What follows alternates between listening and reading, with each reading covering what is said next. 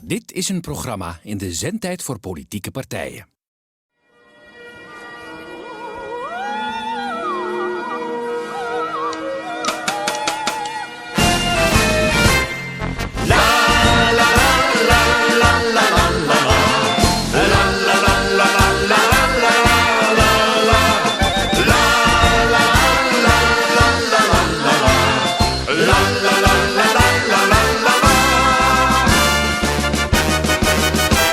Wenn vier zo met de vaste loven kwelen, daar zijn de stem bij meestal gek onvast.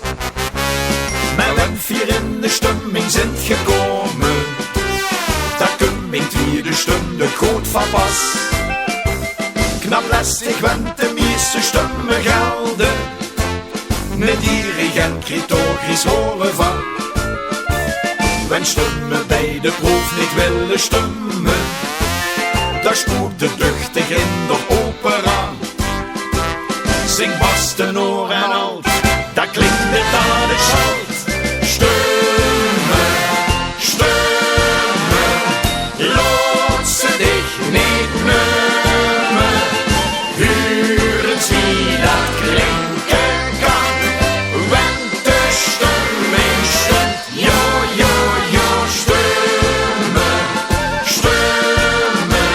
Solo of duet, trio of kwartet, met een stembiljet.